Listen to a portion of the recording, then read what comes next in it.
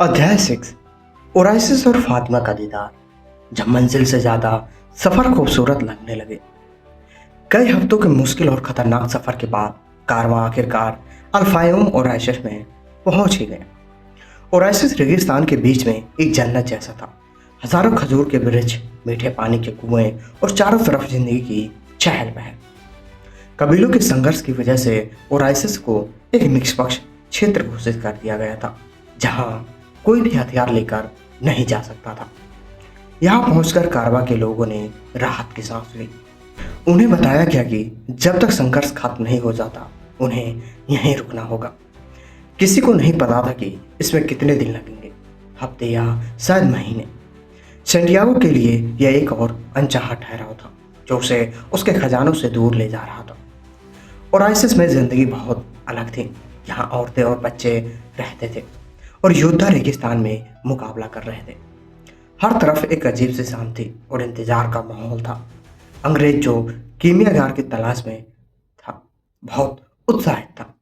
उसने सैंटियागो से कहा कि वह कीमियागार को ढूंढने में उसकी मदद करे। सैंटियागो ने लोगों से पूछना शुरू किया, लेकिन कोई भी कीमियागार के बारे में नहीं बता रहा था या शायद बताना नहीं चाहता था। लोग उसे अजीब नजरों से देखते थे। सैंटियागो को लगा कि शायद यह सब एक वहम है, शायद यहाँ कोई कीमियागार है ही नहीं। लेकिन वह उस अंग्रेज की मदद करना चाहता था। वो ओराइसिस के लोगों से घुलने मिलने लगा, उनकी जिंदगी को समझने की कोशिश करने लगा। एक दिन शाम के वक्त वो एक कुएं के पास गया। वहाँ ओराइसिस की औरतें पानी भरने आती थी। तभी उसकी नजर एक युवती पर गई। वो युवती काले वस्त्रों में थी। उसके कंधों पर पानी का मटका था, लेकिन उसका चेहरा ढका नहीं था। उसकी आंखें बहुत खूबसूरत थीं और जब सैंटियागो ने उन आंखों को देखा, उसे लगा कि जैसे सृष्टि की आत्मा जिसे वह अब तक महसूस कर रहा था उसने सामने उपस्थित है। उसे वह एहसास हुआ जो उसने आज तक कभी महसूस नहीं किया था, न भीड़ों के साथ, न किताबों में, न क्रिस्टल की दुकान में। उसे पहली नजर में प्यार हो गया था। हिम्मत करके उस युवती से बात की। उस युवती का नाम था फातिमा। उस एक मुलाकात ने सैंटियागो की दुनिया परिवर्तित कर दी। अब उसे ओराइसिस में रुकना बुरा नहीं लग रहा था। अब उसे अपने खजाने की कोई जल्दबाजी भी नहीं थी। उसका हर दिन फातिमा से मिलने के इंतजार में गुजरने लगा। वो रोज शाम को उसी कुएं पर जाता और फातिमा से बातें करता। फातिमा उसे ओराइसिस के बारे में बताती, रेगिस्तान के बारे में बताती। वो एक रेगिस्तान की बेटी थी जो इंतजार करना जानती थी। उसने सैंटियागो को समझाया कि रेगिस्तान के लोग हमेशा अपने प्रियजनों को इंतजार करते हैं जो जंग पर या सफर पर जाते हैं, और यह इंतजार उनके प्यार को कम नहीं बल्कि और मजबूत बनाता है। सैंटियागो को लगा कि उसे उसका खजाना मिल गया है। फातिमा ही उसका खजाना थी।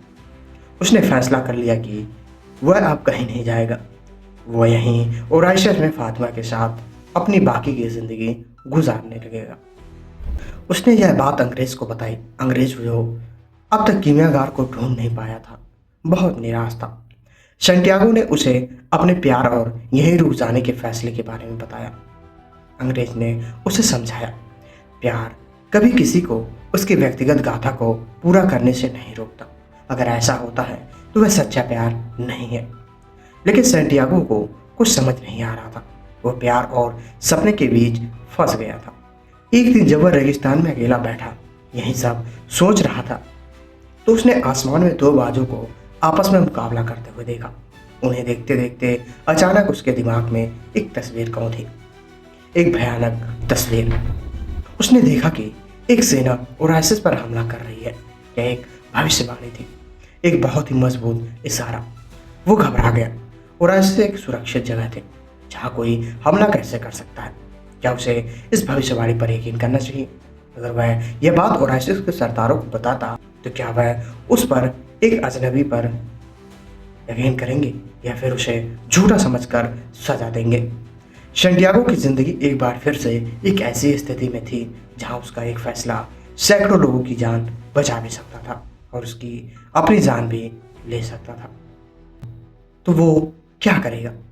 इसका जवाब हमें अगले अध्याय में मिलेगा। मिलते हैं अगले एपिसोड में। तब तक के लिए धन्यवाद।